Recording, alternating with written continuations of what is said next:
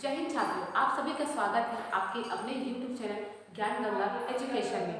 चलिए हम देखते हैं बीएड अंतिम वर्ष के अंतर्गत सब्जेक्ट है अधिगम एवं शिक्षण। इसके अंतर्गत हम पढ़ेंगे संवेग मतलब इमोशन।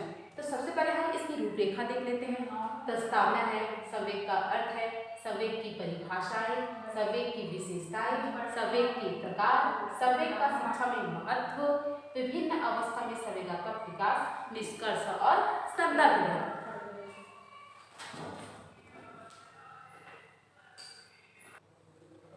चलिए अब हम देखते हैं संवेग की प्रस्तावना। देखिए संवेग क्या है? संवेग का मानव के जीवन में बहुत ही महत्वपूर्ण स्थान होता है। क्या है? व्यक्ति को स्थिति परिस्थिति के अनुसार विभिन्न प्रकार के संवेग उत्पन्न होते हैं। इसके आधार पर ही क्या करता है, एक व्यक्ति को संवेग के आधार पर गुस्सा आता है, क्रोध आता है, दया आता है, ईर्ष्या आता है। इसी प्रकार की जो हमारे जो संवेग है वे निश्चित रूप से वो बाहर आती है। और क्या होता है, जो संवेग है एक व्यक्ति में आना एक स्वाभाविक सी बात है। स्थिति परिस्थिति के साथ उन्हें अपनी अपनी भावनाओं को क्या करते हैं, वो प्रकट करते हैं। तो हम कह सकते हैं कि जो संवेग है वह व्यक्ति के जीवन का एक हिस्सा है। उन्हें स्थिति परिस्थिति के अनुसार संवेग आना एक मतलब की स्वाभाविक सी बात होती है। अब हम देखते हैं संवेग का अर्थ। देखिए संवेग क्या है? इमोशन का हिंदी रूपांतरण होता है। संवेग को इंग्लिश में क्या कहते हैं? इमोशन, है ना, जिसकी उत्पत्ति लैटिन भाषा के इमोवरी से हुई है। किससे हुई है? लैटिन भाषा के इमोवरी से हुई है, जिसका अर्थ उत्तेजित होना होता है। अर्थात कहने का मतलब ये है कि जो संवेग होता है वो क्या होता है, एक प्रकार से व्यक्ति की उत्तेजित दशा होती है। जब किसी पर कोई ऐसा कार्य होता है जिसे व्यक्ति को पसंद नहीं होता है तो उस समय क्या होता है, वह उत्तेजित हो जाता है, भड़क उठता है। तो उसी को क्या कहते हैं, हम तनाव कहते हैं। अब हम देखते हैं तनाव की परिभाषाएं। तो सबसे पहले वुडवर्ड जी के अनुसार देखते हैं, संवेग व्यक्ति की उत्तेजित दशा है। मैंने आपको पहले ही बताया कि जो संवेग होता है वह व्यक्ति की एक उत्तेजित दशा होती है। तो वुडवर्ड जी का यही कहना है कि जो संवेग होता है एक प्रकार से व्यक्ति की उत्तेजित दशा होती है। अब दूसरी परिभाषा जर्सिल्ड जी के अनुसार देखते हैं कि वो क्या कहते हैं। किसी भी प्रकार के आवेश आने, भड़क उठने तथा उत्तेजित हो जाने की अवस्था को ही संवेग कहते हैं। देखिए जो जर्सिल्ड जी हैं वो कहते हैं कि किसी भी प्रकार के आवेश आने पर, भड़कने पर क्या हो जाते हैं, हम उत्तेजित हो जाते हैं। तो उस समय हम किसी भी प्रकार की क्रिया को कर बैठते हैं। तो यही हमारी जो अवस्था होती है वो कौन सी अवस्था होती है? तनाव। इसे हम क्या कहते हैं? तनाव कहते हैं। तो चलिए अब हम देखते हैं संवेग की विशेषताएं। ये जो हमारा संवेग है उसकी क्या क्या विशेषताएं होती है। तो सबसे पहले देखते हैं हम संवेग जन्मजात शक्ति होती है। देखिए ये जो संवेग होता है व्यक्ति को जन्म से ही प्राप्त होती है। जब एक बच्चा पैदा होता है तो वह रोता है, तो वो भी एक प्रकार का क्या है? संवेग है। तो वो संवेग क्या है? हमें जो जन्मजात शक्ति होती है, हर व्यक्ति को ये जन्म से प्राप्त होती है। अब हम दूसरा देखते हैं व्यापकता। देखिए ये जो संवेग होता है ये व्यापक होता है। जिस तरह एक बिल्ली को अगर हम रोटी रखें और उसको छीन लें तो वह क्रोधित हो जाएगा। या फिर हम देखते हैं कि एक बालक क्या होता है, वो अपनी माँ को किसी दूसरे बच्चे को उठाते हुए देखता है तो वो थोड़ा सा क्रोधित हो जाता है और रोता है। तो इसी प्रकार क्या है, ये जो संवेग होता है ये व्यापक होता है। जिस प्रकार एक जानवर को अपने व्यवहार में परिवर्तन लाता है, उसी प्रकार एक बच्चा भी अपने जो व्यवहार में परिवर्तन लाता है। तो हम कह सकते हैं कि जो संवेग होता है वो व्यापक होता है। उच्च से लेकर निम्न जो प्राणियों तक होता है सब में वही संवेग पाया जाता है, चाहे वो जानवर हो या इंसान हो। अब हम तीसरा देखते हैं बाह्य शारीरिक परिवर्तन। देखिए जब हमें संवेग आता है तो हमारी जो बाह्य शारीरिक जो संरचना उसमें परिवर्तन देखने को मिलता है। हम क्या करते हैं, जब हमें डर लगता है तो हम डर से क्या करते हैं, थर थर कांपने लगते हैं और क्या करते हैं, हम कुछ भी कर बैठते हैं। तो यही कह रहे हैं कि बाह्य शारीरिक परिवर्तन, जब हमें संवेग आता है तो हमें बाह्य शारीरिक जो हमारा परिवर्तन होता है तो ये भी एक संवेग क्या है, ये विशेषता है। अब चौथा देखते हैं व्यवहारिक परिवर्तन। मैंने अभी बताया कि जिस प्रकार हमें डर लगता है तो हमारा शरीर कांपता है, तो उसे ये हमारे बाह्य शारीरिक परिवर्तन हो गया है ना। तो हम चौथा देखते हैं व्यवहारिक परिवर्तन। हमारे क्या है, हमारे व्यवहार में परिवर्तन भी आ जाता है संवेग के कारण। तो ये भी क्या है, संवेग की एक विशेषता है, व्यवहार में परिवर्तन। अब हम पांचवा देखते हैं, विचारों का लुप्त होना। देखिए, जब व्यक्ति को संवेग आता है, अर्थात क्या होता है, संवेग आता है मतलब कहने में जब क्रोध आता है, क्रोध आएगा, गुस्सा आएगा, तो क्या होता है, हमारी जो सोचने समझने की शक्ति है, हमें कुछ याद रहता है वो हम भूल जाते हैं। देखिए, एक व्यक्ति क्या होता है, या तो परेशानी में अपनी जो विचार है उसे भूल जाएगा, और क्या होता है, हम अधिक अधिक एक्साइटमेंट जब होते हैं तब भी हम कुछ चीज़ों को भूल जाते हैं। जैसे हम एग्जाम्पल के तौर पे कह सकते हैं, एग्जाम में देख लेते हैं, हम क्या करते हैं, कई लोग को बहुत ज़्यादा एक्साइटमेंट होता है कि हमें पूरी तरह से हम अपना पाठ पढ़ लिए हैं, हम लिख लेंगे, तो उस तरह भी क्या होता है, वो एक्साइटमेंट के कारण क्या होता है, वो भूल जाता है कि क्या उसे लिखना है।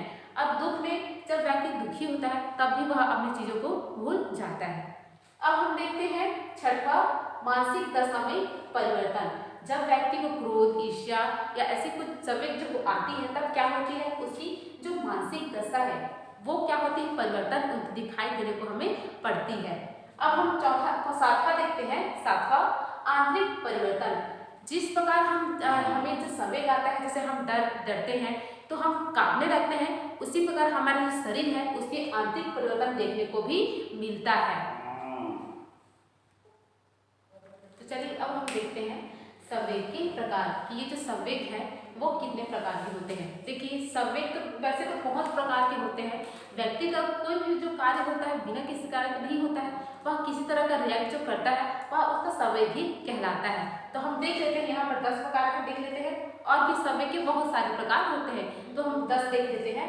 पहला क्या है, क्रोध, खुशी, ईर्ष्या, डर, उत्तेजना, आनंद, शर्म, आत्मसम्मान, दुख और करुणा।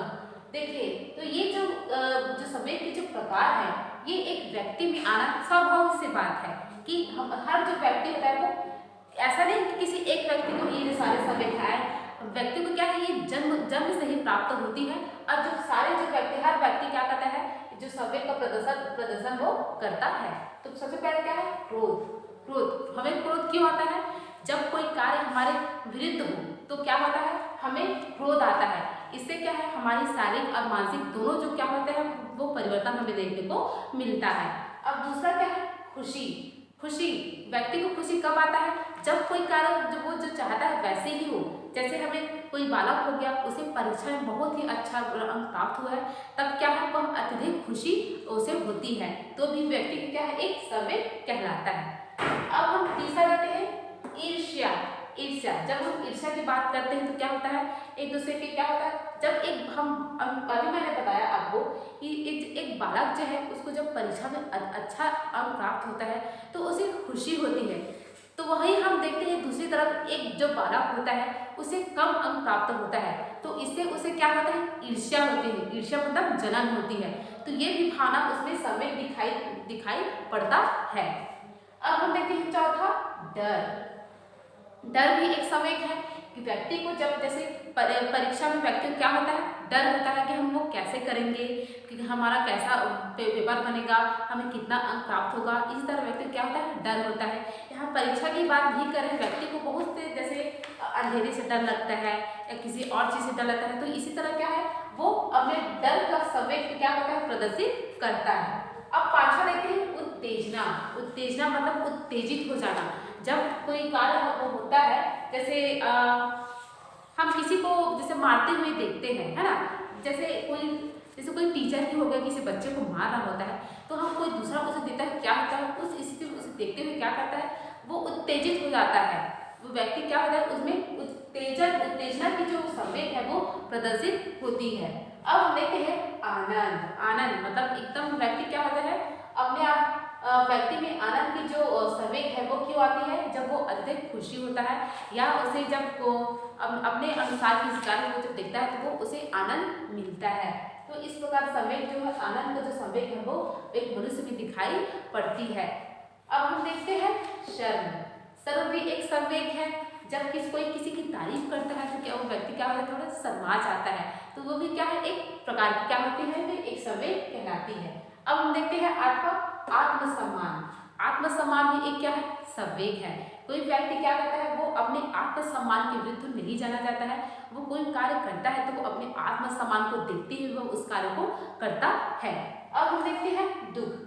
दुख भी किसी व्यक्ति में आना एक स्वाभाविक सी बात है, स्वाभाविक सी बात होती है। तो हमें दुख क्यों आती है? जब हम कोई हमारे सामने कुछ विपत्ति आन पड़ती है, या हम क्या होते हैं, जैसे किसी बालक को पढ़ना होता है, अगर आगे पढ़ाई करनी होती है तो उसकी क्या होती है, घर की आर्थिक जो स्थिति होती है वो सही नहीं होती है। इसी कारण एक व्यक्तित्व के एक बालक को क्या है, दुख आता है। अब हम देखते हैं करुणा। करुणा भी एक समय का ही एक प्रकार है। तो हम क्या होते हैं, कोई व्यक्ति जब किसी परेशानी में रहता है तो हमें करुणा आती है। करुणा मतलब दया। तो हमारी जो करुणा दया की जो भावना है वह हमारी जाहिर होती है। तो इसी प्रकार क्या है, मनुष्य में जो क्या है, ये सारे प्रकार के समय का प्रदर्शन दिखाई होना एक स्वाभाविक सी बात होती है।